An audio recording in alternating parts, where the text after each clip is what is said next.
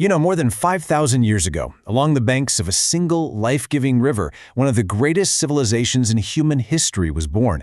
This was a kingdom of gold and gods, of monumental ambition, and just incredible longevity. It's a story written not in ink, but in solid stone. So let's journey together down this river of time to explore the absolutely awe-inspiring story of ancient Egypt. 3,000 years. Just think about that for a second. The Roman Empire? That lasted for about 1,000. The time between Cleopatra and the building of the Great Pyramid is actually greater than the time between Cleopatra and us right now. For 3 millennia, this civilization didn't just get by, it thrived, it dominated, and it created wonders that still leave us completely breathless. And it all kicked off with the predictable, fertile pulse of one river, the Nile. So, to get our heads around this huge timeline, we're going to break it down. We'll journey through its 3 great peaks of power. First, the Old Kingdom. That's the age of the pyramid builders. Then, the Middle Kingdom, a time of amazing cultural rebirth. And finally, the New Kingdom, the era of warrior pharaohs and a massive empire. Now, these stable periods were broken up by times of, instability. And that led to a long, slow decline with a whole series of foreign rulers until at last, in 30 BC, the last pharaoh died and Egypt became a province of Rome. But listen, before we get to the pharaohs and the pyramids, we have to talk about the river. The Greek historian Herodotus famously called Egypt the gift of the Nile. And you know what? He was absolutely right. The story of this civilization is completely inseparable from the water that created it. Every single year, like clockwork, the Nile would overflow its banks. But this wasn't some destructive flood. No, this was a creative one. It left behind this layer of rich, black silt, which created unbelievably fertile farmland right in the middle of a desert. The Egyptians planned their entire lives around this cycle with 3 seasons. Akat, the flooding, was actually downtime for farmers, so it was a great time for state-building projects. Then came Peret for planting, and finally Shumu for the harvest. This predictable surplus of food was the engine that powered their civilization. It meant that not everyone had to be a farmer. You could have soldiers, priests, scribes, and artisans, all the people you need to build a really complex society. For centuries, Egypt was actually 2 separate lands. You had the long, narrow valley of Upper Egypt down in the south, and the sprawling, fertile delta of Lower Egypt up in the north. Then, around 3150 BC, a powerful ruler, we know him as Narmer, maybe the mythical Menes, conquered the north and united the 2 lands into one. The famous Narmer Palette actually shows this exact moment, with the king wearing the crowns of both kingdoms. He set up a new capital, Memphis, right where the 2 lands met, a perfect strategic spot to control the wealth of the entire nation. And just like that, a unified Egypt was born. Okay, so with the country united and all its resources under one command, Egypt entered its first great period of stability and prosperity, the Old Kingdom. And this is the era that would give the world its most enduring and, let's be honest, mysterious monuments. So at the very heart of the Old Kingdom was the pharaoh. And he wasn't just a king, he was seen as a god in human form, a living god on earth. His sacred duty was to maintain what they called ma'at, this fundamental idea of cosmic order, truth, and justice. The belief was, if the pharaoh upheld ma'at, the Nile would flood, the crops would grow, and the kingdom would be safe. But if he failed, chaos would take over. And this belief gave him absolute, unquestioned authority over the land, its people, and all of its resources.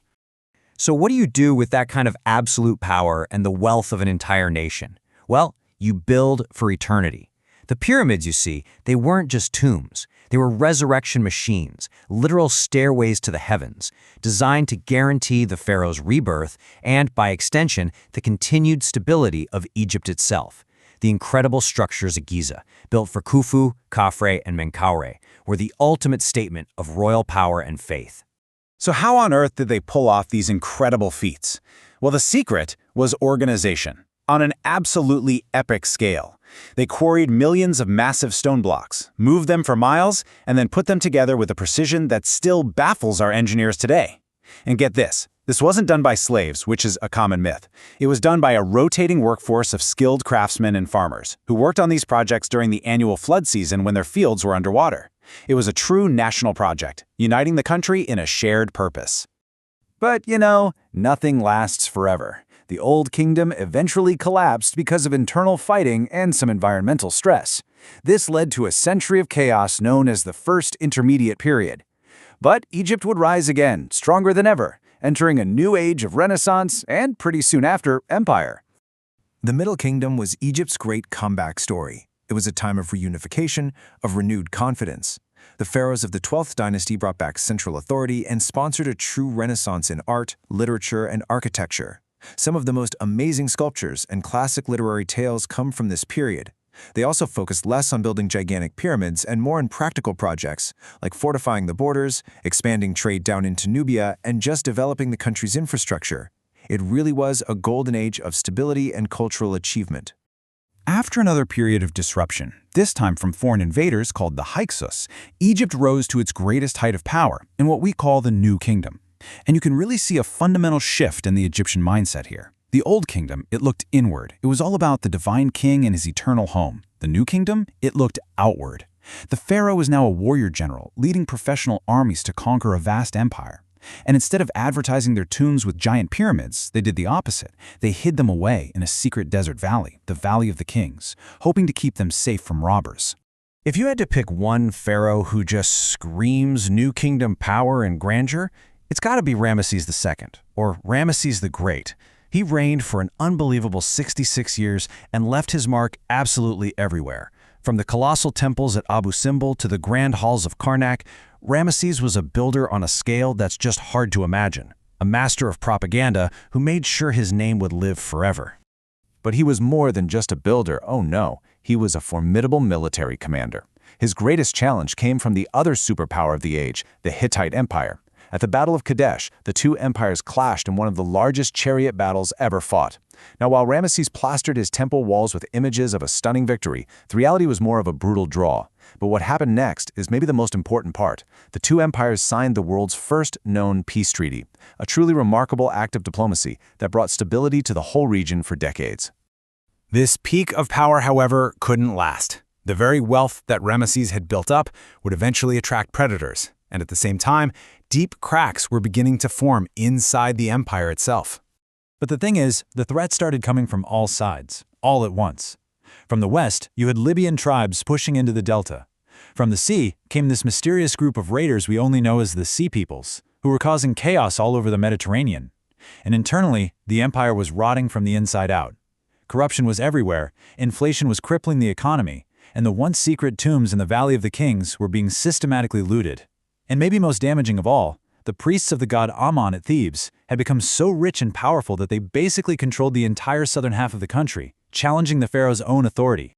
So, weakened and divided, Egypt just couldn't defend its borders anymore. And what followed was, well, it was like a revolving door of foreign domination.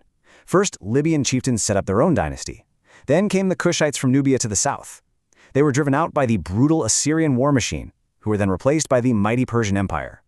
Then, in 332 BC, Alexander the Great showed up and was actually welcomed as a liberator. His general Ptolemy would go on to found the final dynasty of pharaohs. So you gotta ask, what was the final blow? What really ended it all? And the answer isn't simple. It wasn't one single thing. It was a perfect storm. 1,000 years of external pressure combined with that internal weakness. The immense wealth that had fueled the empire also made it a giant target. And the divisions inside Egyptian society, between the pharaoh, the priests, and the people, it just made it impossible to mount a united defense. And the final chapter? Well, that story belongs to Cleopatra VII, the last of the Ptolemaic rulers. She was a brilliant and ambitious queen who allied herself with Roman leaders like Julius Caesar and Mark Antony, all in a desperate gamble to keep Egypt independent. But after her defeat and suicide in 30 BC, her rival Octavian, who would soon become Emperor Augustus, annexed Egypt. And just like that, after 3,000 years, the age of the pharaohs was over. But here's the thing. The story doesn't really end there. Not at all. Though the pharaohs were gone, the legacy of their civilization was just beginning to spread across the world. Its impact is pretty much immeasurable, and its gifts are still with us today. I mean, the list of their achievements is just staggering. They developed a system of mathematics to survey their land and build those pyramids. Their medical knowledge was famous throughout the ancient world. They pioneered irrigation, built the first ships from planks of wood, and created beautiful art from glass and faience. And of course, they gave us one of the world's first great writing systems, the beautiful and complex hieroglyphs. For thousands of years after it fell, the legacy of Egypt continued to fascinate the world. The Romans hauled its obelisks off to decorate their capital. Renaissance scholars spent their lives trying to decode its mysterious writing. And in the 19th century, the discovery of Tutankhamun's tomb sparked a global craze, Egyptomania, that, frankly, continues to this day. Its ruins have inspired countless artists, writers, and explorers. Ancient Egypt's story isn't just something we read about. We can actually see it, we can touch it, we can walk among its colossal remains. It's a civilization that understood the power of permanence. And in the pyramids, temples, and tombs that still line the banks of the Nile, their story endures, a timeless monument to human ambition, faith, and ingenuity. The world is just filled with lost civilizations and forgotten stories, all waiting to be told. So the real question is, where should our journey take us next? What great mystery of the